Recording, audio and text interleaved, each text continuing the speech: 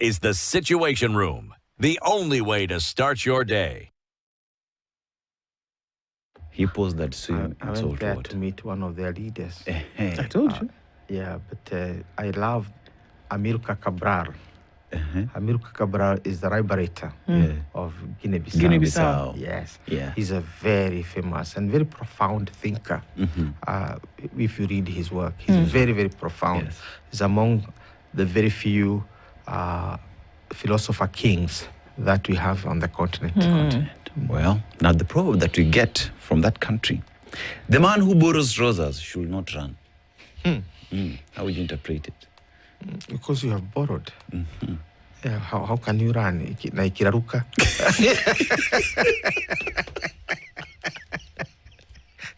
It's a danger. How do you get it back? How do you get it back? It's not, and in this case, it's not yours. Yeah. So you have to behave in it. Yeah. For the sake of the owner. You behave well. Naikiraruka. Yeah. Well said, well interpreted. Okay. Behave in someone else's trousers. You behave well. Yeah. Somebody else's trousers. You don't do that. You don't have time. Yeah. But my childhood friend, Ruben, had relatives in Nairobi. I didn't have from our rural setting. But we were very close friends. So whenever we got a new trouser, we exchanged. He was Anglican and I was Catholic. And the Catholic church was at 11. The Anglican church was at 9. So we had time to exchange. So he would go for service. But the problem was, Ruben would follow me to my church to see how I'm behaving in his pants. so you're reminding me of my childhood days. Because then he'd come so close to me and tell me, don't sit on there. It's dusty. Or dust it before you sit, so that I don't spoil his pants. Yeah. So I don't know whether that's the meaning or the Guinea-Bissau, the Guineans had in this. You've got to behave well with other people's pants. Indeed. Like if you are a leader of Kenya, you have to behave very well because Kenya is not yours. Yeah. I think that's the point. Yeah. Right. Behave very well. Very well. Because Kenya is not yours. You're operating in borrowed time. Yep. I wonder if the folks who then are, allowing others to buy IDs are then watching over their shoulder to ensure that they are operating properly with these documents that they've given them. Now, yesterday would not be the first day that we were greeted with the news of an identification document that has been sold to other individuals for a song.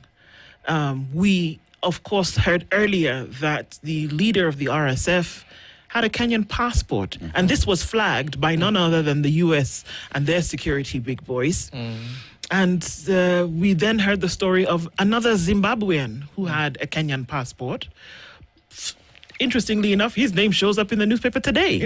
Having to do with the, aviation infrastructure. So Kenyan identification is flying all over the place. And nobody said anything about it. But now, yesterday, and then the pictures are flying all over the place as well, of an ID, which we know is linked to how you can vote in this country. So the jury's out on what could the issue be here. And it's the number of ID cards that are being sold for 15,000 shillings. This is the number that we're told. Yes. Significant enough to sway any movement in a direction where people should be worried, or is one enough? Let's put this debate in a broader context. I guess that's why you called me here. And from the outset, say that the debate we are having verges on what you can call assault on our sovereignty as a nation. That's serious. Yes, it is that serious. It reminds me of a friend of mine, Stephen Ellis, a British scholar, who talked about the criminalization of the state. And it becomes a little bit, perilous when you now begin to talk about a criminal state, because we talk about criminal citizens, and that we have built jails for those kind of criminals. What do you do with a criminal state? when the state is criminalized by some of its citizens, what do you do with that? And that, therefore, brings in the question of instability and the question of insecurity, because citizens are likely to react in a certain way to some of these. So I guess today's debate should be, that, proverbial writings on the wall, that this should stop. Because it is not only criminal, it is also an assault on our sovereignty. It is something you go to war for. Because it's our sovereignty. Yeah. It is. Yeah, it is. And as Kenyan leaders, I think we need to be cognizant of the fact that we sit on a very special thing. I was having this conversation with the newly appointed diplomats, and I was telling them about the uniqueness of Kenya as a country. And therefore, when we start behaving like 2027 is the first and the last election, and then violate every rule in the game, violate everything that makes us, then you begin to see how dangerous it can be.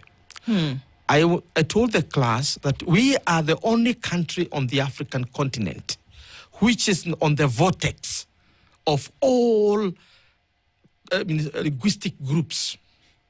The Nilotic-speaking people are here. The Maasai, the Karenjin, the Luo, the Turkana, they're all here. We have the Cushitic-speaking people, the Borana in their diversity, and the Somalis. They're here with us. We have Bantu-speaking people, right?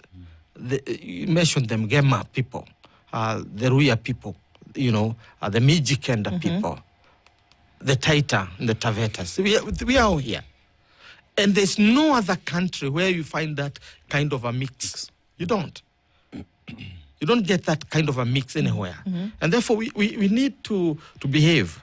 Now, what is happening, from where I see it, is that the stakes in 2027 elections are so high, demographically speaking, that some of our elite have decided that they want to really play around with these fault lines. I think it's a very dangerous game. And it is a game of numbers, I must say. It's a game of numbers.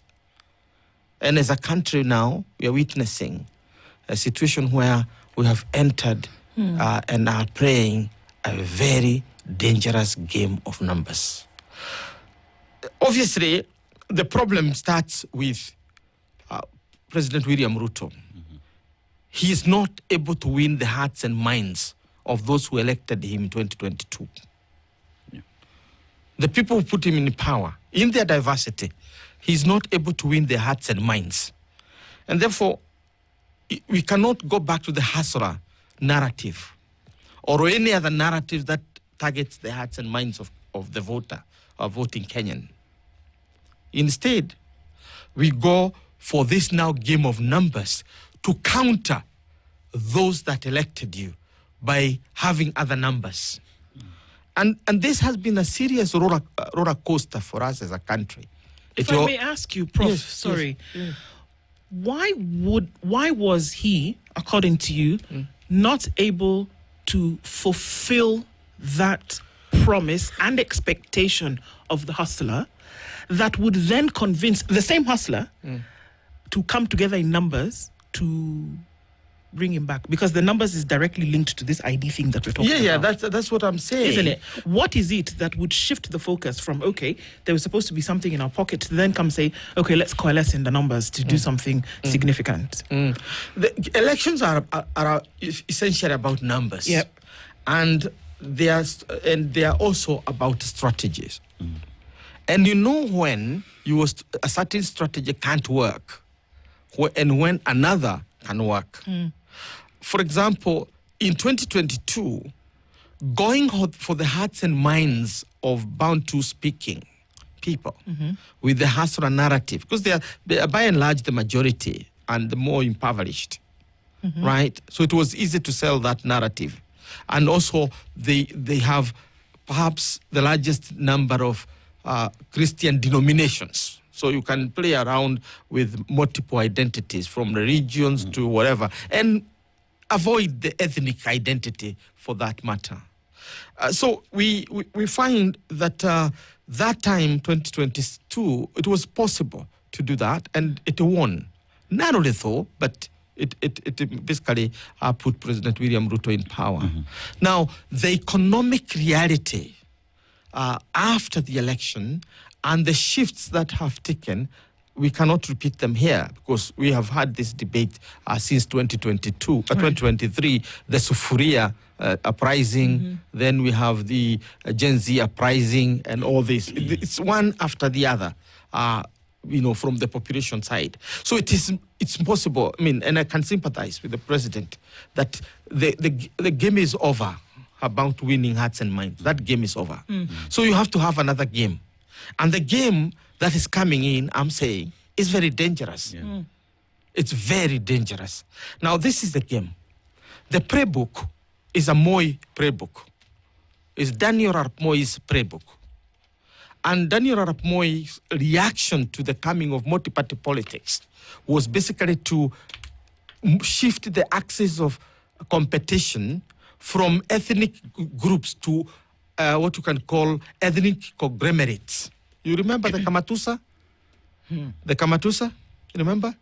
You remember Raila crossing over and saying we are G speakers or whatever speakers. So that is the game Mzee Moi played, but within the population, which it was a fair game for Mzee to play. It was a fair game.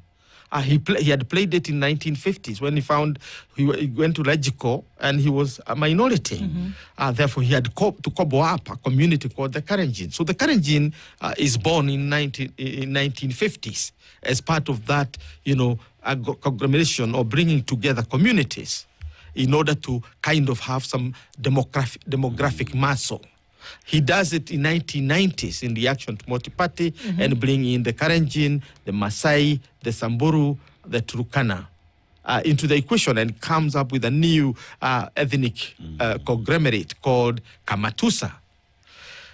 This is the game President William Ruto is trying to play. He started off by basically trying to unite the Nilotic-speaking people quietly.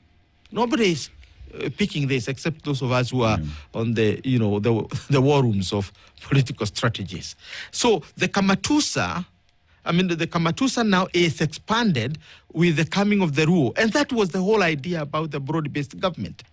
There was nothing else. And that's why Gachagua found himself in trouble, because he didn't belong.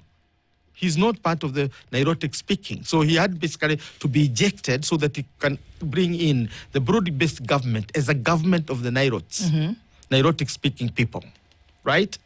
Then the Nilotic speaking people in their numbers will not deliver William Ruto to power. Therefore, you need a Raja coalition. Then you bring in the Cushitic speaking people. And the Cushitic speaking people are the Somalis. And on this other side, they are the Oromo. Yeah. Our side of the Oromo are called the Borana. On the side of Ethiopia, they are the Boranas, but they are also the other Raja clan, the Barento. So the idea is now to use that population to bring in. But when you look at it, it is also not enough. The Boranas are about 300,000, right? Or thereabout.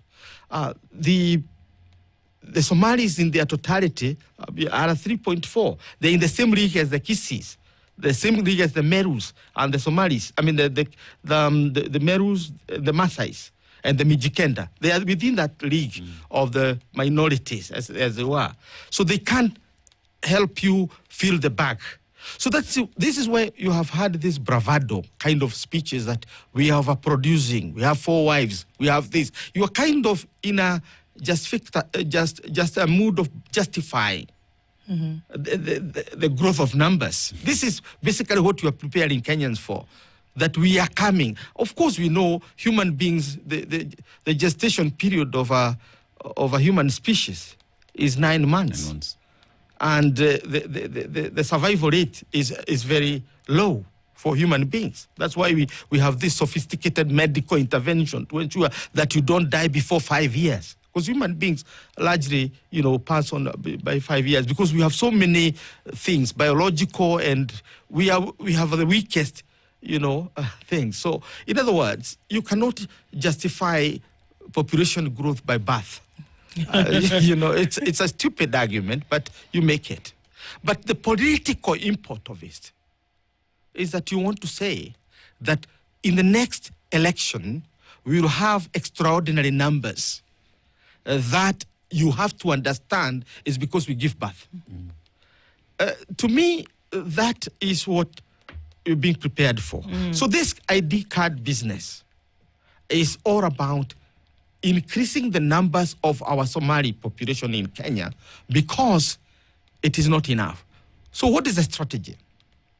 You want to get a chunk of the 19.5 million Somalis, because that's the total population of Somalia. Right. If you bring every Somali who has been born, anybody who says I'm a son or a daughter of Somali, the founder of the Somali community, then you are totaling to 19 people inside Somalia. And you are talking about 2 million in the diaspora. Because the others are citizens of either Ethiopia, Djibouti, or Kenya. So the Abdallahs are ours. They are more patriotic, perhaps, than many of us. The Abduak are there in all, the Duare people, they are there. So these are our people. So they can vote, and they need their rights to be protected. The problem is when you now reach out to the kith and kin across the borders and give them identity cards in order to beef your numbers in Kenya. In other words, you have begun to have a concept of political mercenaries. The concept of mercenaries has been limited to military. Now we are beginning to get in, political mercenaries who come to fight, because politics is war by other means. Prof, what you've just painted is a sad picture where we find ourselves as a country today. Because even when we see political mercenaries doing everything to ensure that they win the election, one cardinal rule remains. Where is the sanctity of the vote, of the election, when outsiders, when aliens participate in an election that determines sovereignty and the rule of law in the country? Because at the end of the day, you might be declared president, but illegally so, because people who voted for you are illegals. That is where the problem is, because it is no longer, and it's not helpful, even for the Somali community. It is not helpful, because we do know for sure. I mean, we have the statistics from 1962 when they voted in the referendum. I don't think there is a community where there is more data in terms of demographics than northern Kenya. Reason being, we started off with a problem of a referendum, a population that wanted to vote to belong to another country, right? And these are in the archives, Kenya National Archive, Kew Gardens in London. This population is there. So you can now project the growth. To be honest, the Somali community is the fastest growing in terms of demographics, which is 3.4% growth. But 3% growth of a population that is small, within the league of the Kisses and so on, they will grow at the same rate. So there is no time that you'll have, more Somalis than, out of that league. That's the nature, because we all live in a country called Kenya where we are sharing the same medical facilities, we're going to the same schools, we are living in the same neighborhoods, we are breathing the same air. So there is no reason, there is no... This is the Situation Room, the only way to start your day. Fix moments. Moments of pure love wrapped in comfort, because every smile deserves the best protection. From tiny toes to cozy cuddles, snuggles, and giggles made extra soft. Renewed Molfix is now even more absorbent with double-layered upper surface. Only 20 Kenya shillings, single-piece Molfix at your duka. A common sign of sensitivity is a short, sharp pain to hot and cold. A lot of my patients have changed a lot of habits and no longer drink cold beverages. Sensodyne works by creating a protective layer over the sensitive areas of the teeth. Sensodyne toothpaste really works. This is the Situation Room, the only way to start your day. So you cannot make that kind of an argument for the purpose of the increase of the population. And therefore, the risk here becomes that when the population is ballooned in a manner that the public cannot understand the logic, and you don't buy Duare's argument that you have overproduced on the bed front, then what happens? You begin to get xenophobia. Yeah. Why do you want to bring xenophobia to our Somalis? Really? So what we are saying here is that it's beyond the registration of folk who may not be Kenyans, first of all. Yes. With identification, and maybe they're paying for it with a song, right? But beyond that, what you're doing is that you're creating a wedge between people who would have ordinarily come together over a particular issue. But does it take away the, if it's possible to use the words, the rightness or wrongness of this entire process, whereby these things are out in the open? Is there a problem? The sentiments have been shared. Interestingly enough, we've been inundated with these messages between yesterday and today, where there are folks who are asking from their place where, Kenya's not a bad place. I kind of like it.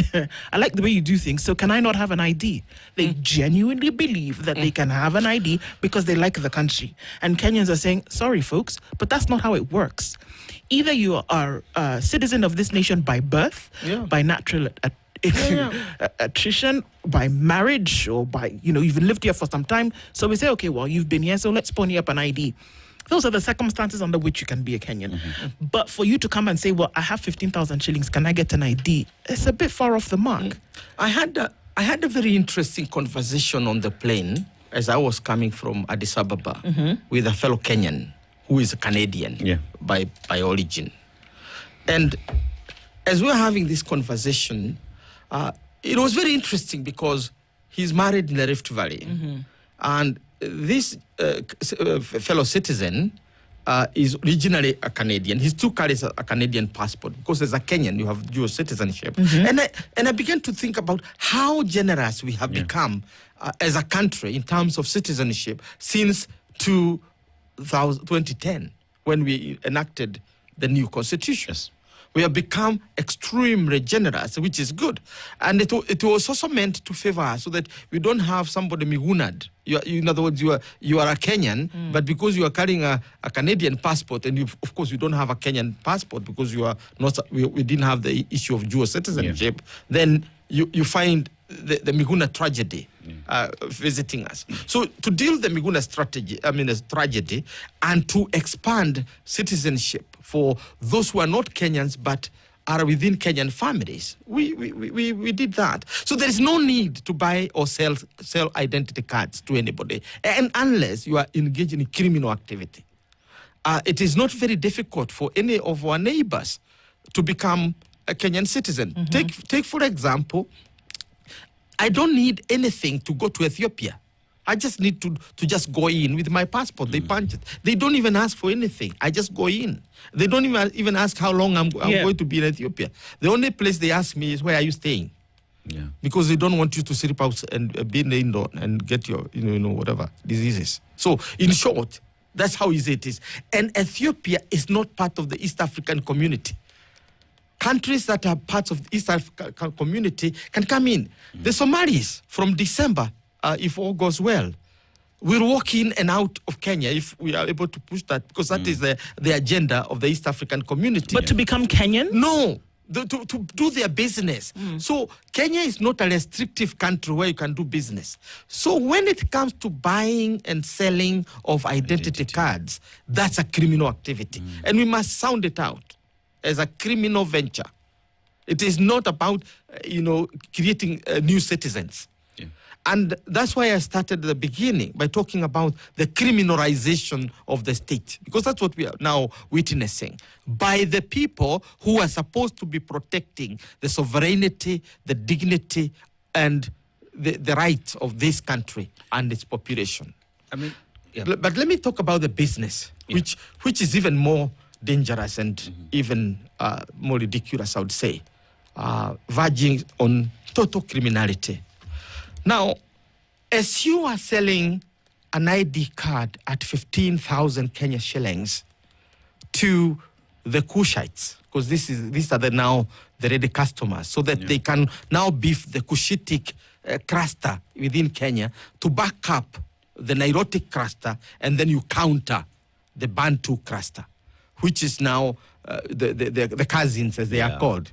The cousins, the Kuzos. The Kuzos. Yeah. Now, in order to counter the Kuzos, you now have to build this front of the Nilotic speakers and the Cushitic speakers. And because their population will not do the job, then you have to buy cards. But what are you doing on the other hand? You are now reducing the population of the Kuzos. How? You're buying identity cards at 5,000. If you go to what is happening in Karao or Karao. I don't know whether you're buying to destroy or you're buying to do, but 5,000. In other one Somali identity cards buys three.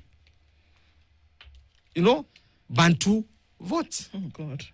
So, in other words, you are reducing the power of one demographic category and increasing the power of another category, right? So there's a very strict mathematics, and I don't know in which boardroom or rather which war room, campaign war room they were in, because this is what is happening. So you're buying one Somali, you are issuing one Somali card, which is basically selling. You are selling an ID at 15,000 shillings and buying 3 ID cards using the same. These are devil's mathematics. So what we're saying is criminal. It's criminal. Yeah. There's nothing less than criminal. This is utterly criminal. It is a total violation of our Kenyan sovereignty as a nation. Because the debate we should be having is how we should be collapsing the borders between Kenya and Somalia. Yeah. So the Somalis can come in with their identity cards and their passports and come and do their business here. We need big populations in order to have serious business. So they should come in hordes. They should even come in from Ethiopia, the Ogaden region. Let them come in. Let them come from Djibouti and do their business here. But let's not violate our country for the purpose of winning an election. It's immoral, it's criminal, it is decadent. And Prof, at the center of it all, because many look at the sale of identity as just that you have an ID, you can do your business, you can vote and all that. But if you open your eyes wider, then it borders on matters to do with Kenya's position in the diplomatic circles, Kenya's security, and how other countries can't trust Kenya to take care of its business. Because today, unfortunately those that are being sold the IDs when they want to leave the country, they would be subjected to a lot of security checkups simply because they do not trust how you got that document. Yet Kenya knows that very well, but chooses to look the other way. What does this mean then for Kenyans and our identity and what status it holds internationally? That's what we are doing. The ID is one of the many violations, the many assault against our sovereignty or on our sovereignty. And the assault on our sovereign rights as Kenyans has come in many guises and many forms.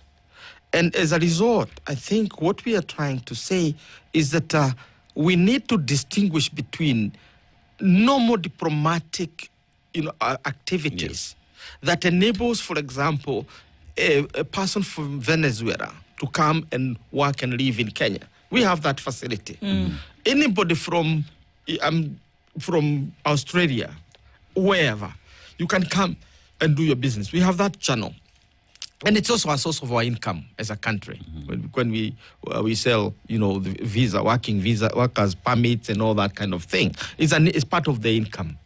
But it is also the place where we kind of guard our sovereignty. The military, KDF, will have the hard power and go to the borders and prevent. That's how we defend our sovereignty, using the military. But the sovereignty has also to be defended using soft power. And the soft power is the implementation of the law as it is. Yes. So when there is even a report on somebody selling or buying identity cards, it's criminal. Yeah. Now, our people from northern Kenya have complained continuously. I was with my friend who is in Addis Ababa, who is a Kenyan doing his business there in Addis Ababa, and he's a Borana from the Kenyan side, and he's a leader, public leader in this country in a serious way. And he tells me, we have been complaining about the interviews about this. But is it discrimination? No. It is how we find ourselves as a country. I don't know whether you have heard this story about our diplomatic breaches with wars with Tanzania under Magufuli. Yep. Part of the reason why we had that diplomatic fight was because of who we are. Because the opposition leader there, who was challenging Magufuli, was a Maasai. And as a Maasai, he pays tribute to the late Orentimama and comes to Suswa for the Maasai ceremonies, because for the Maasai, their land stretches from where the Saburus are, perhaps where the Turkana, to all the way up beyond Gorogoro and down. That's their country. Land, yeah. So these boundaries that were chiseled by the British in the Barring Conference don't make sense to them. Their cows graze. I mean, I belong to one of the Maasai clans, the Orengotieks. And they are here in Kajiado. They are there across in Arusha, majority. And when they are going for feasts, ceremonies, palios, whatever, they don't even recognize that border at all. They're the same people. So if you want to know who is a Kenyan Maasai and who is a Kenyan, a Tanzanian Maasai, how do you do about that? Take the Kuria, for example. Yeah. The Kuria, their majority are in Tanzania. We have just a small population of the Kurias. Remember, in this country, we have, at one point, no long time ago, after 2002, we had a deputy president, a vice president that time, as a Kenyan, and his brother is the minister, is a prime minister in Uganda. Yeah. Same mother, same father. And we lived with that. So we are not chauvinistic. We know how to live. We are civilized. But we're saying criminality and civilization don't live side by side. So how do you divorce yourself from the fact that this happening a year before a general election, where you've already established that the secret obviously now is in the numbers, because whatever you've promised to people before is unachievable, at least not now. Yeah. So you have to garner the numbers. Yes. How do you divorce what's happening with the buying and selling auction of IDs at the moment, because we don't even know the numbers that we're talking about. We can't clarify at this point whether it's 3 or 4 or 3,000. How do you divorce that, the criminality aspect, from the elections? Can they be two different things that are happening? No, the moment, unattached to each other? Remember, our election is very clear. You go with an ID. With an ID, you register as a voter. So that is the avenue that is being used by this criminalization process. Because as soon as you give somebody an ID, that's it. But if it is a passport, if you go to Nyayo House and buy a passport, it's not a guarantee that you'll vote. So the primary document that turns you into a citizen and therefore the right to vote is that. Our passport doesn't allow. I voted for President Thabo Mbeki in South Africa in 2004. And I voted because in their law, if you have a green barcode, that is have a green barcode. And a green barcode is a special permit that you have. then you can vote. That's how liberal South Africans were, because that was meant for the whites.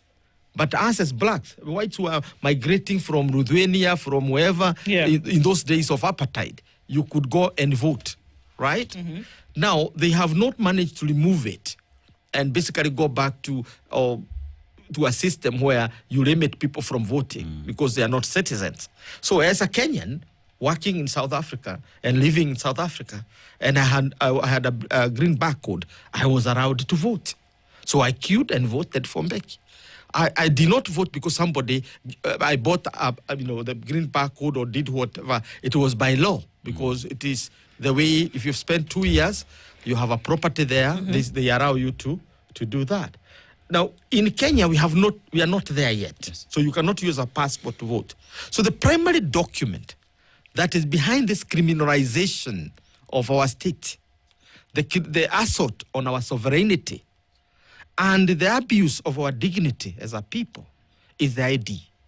Why? Because our electoral law only recognizes the ID. Yes. So the criminality is revolving around the ID. I do know, long before President William Ruto's government came to power, when we had the power-sharing government, that's when the criminality of selling passports began. And efforts to break that line has been difficult. And what has that meant? Countries where we just walked in, Italy, Germany, Britain. In Britain, you just go in and out because we have families that are Kenyans that are living in Britain, and we have British families that are living in Kenya. Therefore, we didn't have to have IDs. Or other passports. In order to go to, visas. Sorry. Yeah, visas. Visas in order to go to Britain. Now, we do have. And it's even strict because it has to be issued, I think, from South Africa, if I'm not wrong.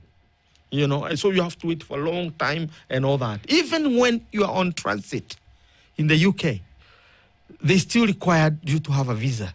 Why? Because they have to protect their sovereignty. It's not that they want to restrict Kenyans. They want to protect their sovereignty by making it strict. Right? The same case, the Somalia. If you're moving from here to Somalia today, it is the most difficult visa to get. Now, because Somalia also wanted to protect its own ground from criminals and from people who are going to do funny business. They want to know who is going there. But right? Prof, yes. Even as you talk of Somali and Kenyans being very difficult for us to get visas going there, we equally have to look at Somalia's responsibility in protecting its own sovereignty and its people. Yes. Because when a population is taken away from you as a leader of Somalia, it should be a concern. Yes. But perhaps maybe we've not heard that, but there is apparent silence from the people and the government in Somalia. And we have to read that as well with the politics that is going around, because Kenya is one of the countries that is pushing, that is really encouraging Somalia to join the EAC. So why, in terms of leadership from both ends, there is apparent silence when it comes to sovereignty of both countries? No, the Somalis are clean. They are doing their clean business.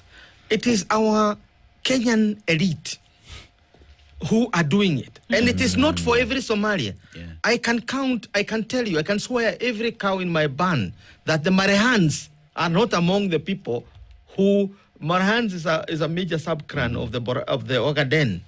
They are on the border with Jubaland, with the Kenyan side. But they are not largely on this other side because the British restricted them for their own reason to the Somali side. And they are also hostile to the Somalis on the Kenyan side. So they have their own historic differences. So the people who are buying these cards are largely the people who do the job. In other words, the new political mercenaries of our time are those who are kith and kin of Kenyan communities. Okay? The Abdallahs, the Abduak, the Faramarims people, Ajuran, Macabre, and so all these groups are the ones that are possibly able. And I am very are not very serious whether we have Degodiers from the other side who are the Hawiyas who might be buying these ID cards. But also, remember they are here on passports and working permits or business permits, many of them. Okay. So what you are finding is now efforts to issue identity cards. Most of those people are not there in Somalia. So they are already here doing business. Okay. And that's why I'm saying and warning that we are now at peace. We are encouraging investors to come from Somalia and elsewhere.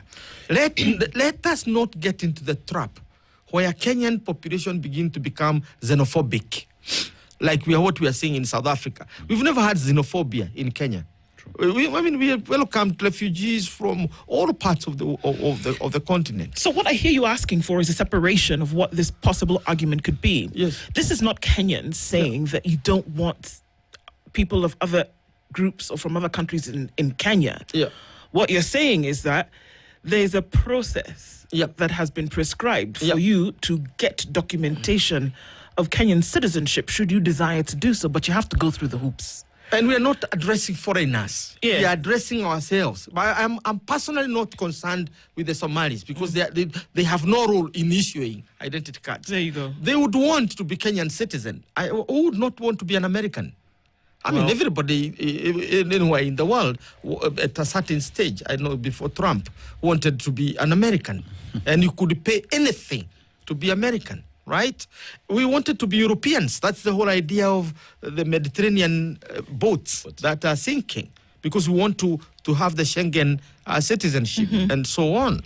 So Kenyan citizenship is prime. Who should answer this question? Because there's a director of immigration. There's an entire immigration department under the Ministry of National Security and Internal Administration. That happens. Yeah, we are reminding Who them. should be having a conversation here to maybe, lay aside fear or any kind of anxiety or uncomfortability and say, okay, they have maybe a few bad eggs that rolled into the thing, but who should be answering the question and putting Kenyans' minds at ease at this moment? I think the people in the intelligence, the people in the military who are dying in the protection of this country should tell them that we are doing our job to keep the Al-Shabaabs out, to keep other criminals out. But you cannot criminalize the state from within, because they are using hard power to protect our country. Yeah. Those who are supposed to be using soft power to protect our borders within the immigration departments are now criminalizing the state. How easy would it be for a Kenyan to walk into Dodoma, for example, and maybe live there for a couple of weeks and then say, well, how about I give you a couple 100,000 shillings, Tanzanian, and then you get me a Tanzanian passport? How easy would it be for a Kenyan to do that, or in Kampala, Entebbe? Zero chances. I'm even saying the immigration, the person who was in charge of immigration a couple of months ago is my personal friend in Somalia. He spent his time ensuring that everybody who goes to Somalia is recognized and that you cannot get a Somali passport. His main target was essentially to raise the bar of the Somali passport, its respectability internationally, by showing to the world that Somalia is basically protecting its passport from international goons who would want to use it for their goon business. Now, here, it's the inverse. Even our country is still. I'm supposed to travel to China at some stage.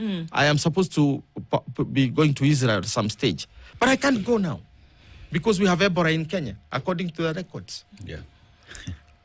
You get it? Well, Israel dropped the thing yesterday. So these are the things we're saying. The assault on our sovereignty, on our dignity and respect internationally is hurting us as a people. I mean, Prof, I hear you say that for us to protect our sovereignty, soft power, hard power, must work together. For us to say sovereignty of the republic and all the relevant laws that protects it have been guaranteed. And you don't know what that means to you. Perhaps you don't even know what this country means to us until you are out there and they start talking about you in negative terms. You lose business, you lose contracts, you lose opportunities as a Kenyan. We have suffered this before. In 2007, 2008, when the ethnic crashes, erupted in this country. Yeah. And we looked like we were burning, because that was the image, all the headlines. Those of us who were working outside the country, our prestige, our respect went. That's when I decided to come back home, because I cannot defend the prestige and the dignity of my country from a different country. I have to come home. So I came and joined the government. And we fought and got the new constitution. We did what we did. We restored our dignity. We restored our sovereignty. Now it is under assault again. In a more vicious way, in a more criminal way. And I'm not mincing words. It is criminal to sell an identity card sitting on a Kenyan desk. Yep. And not for any other purpose other than voting. Because we have sold passports enough. I know we have sold passports. But the screening process of people getting passports has been later. But the moment you give identity cards to people so that you beef the numbers of certain people have demographies. In 1962, the Somalis were this number. In 2019, there was this number. Yeah. In 2017, they have these numbers. Bring a number that doesn't make sense, and the country burns. Who is burning the country? Who is creating xenophobia? So we are telling those people doing that business, please be patriotic a little bit. It is important. Let the people give all those people the naturalization.